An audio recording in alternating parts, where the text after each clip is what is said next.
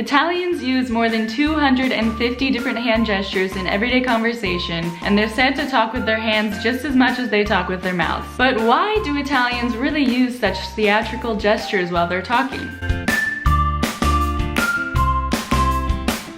The first reason is that Italy was under the rule of foreign powers between the 14th and 19th century, and so some people hypothesize that these gestures were developed during that time in order to aid in communication, since Italy was under the powers of Spain, France, and Austria at different times. The second theory is that gestures were a product of the long history of trade in Italy between other countries in the Mediterranean, and once again these gestures could help get messages across when there were language barriers. The third theory is that gestures were developed in the 1950s during the urbanization of Italy, and people moved to big cities and it was very crowded and noisy, so people created these gestures to being understood over the loud noise and also to get attention from people when they were trying to speak with them, and they continued to develop more and more different gestures over time. The fourth theory is that Italians created gestures because of the differences in dialects throughout Italy, so they used these gestures to sort of help communicate between different regions and cities, since every city and region had its own dialect that it spoke. So in this case, the gestures were made for the Italians themselves to communicate with each other. Before the Union of Italy, dialects were very common, and one dialect could sound completely different from the other, so it was very hard for people to communicate with each other since there wasn't a common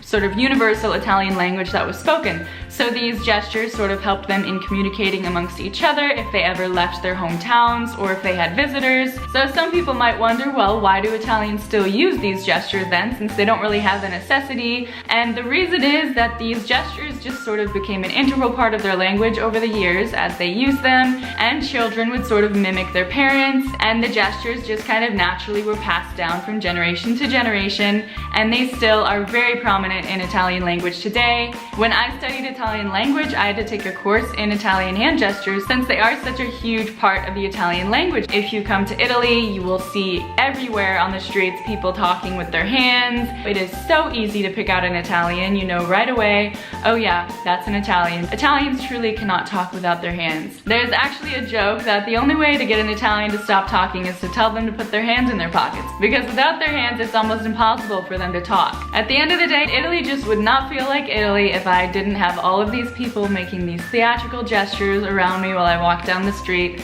I find it to be so charming and interesting and hilarious at times depending on the gesture, so I hope you get the chance to experience Italian hand gestures in person. That pretty much sums up everything I wanted to talk about today. I hope you found this video interesting. I really enjoyed learning about the history of hand gestures so I could share it with you guys. Thank you guys so much for watching. If you enjoyed, make sure to give this video a big thumbs up so I know that you liked it, and hit the subscribe button so you don't miss any of my future videos. I am an American girl living in Italy, and I'm here to share all things Italy with you and a little in between.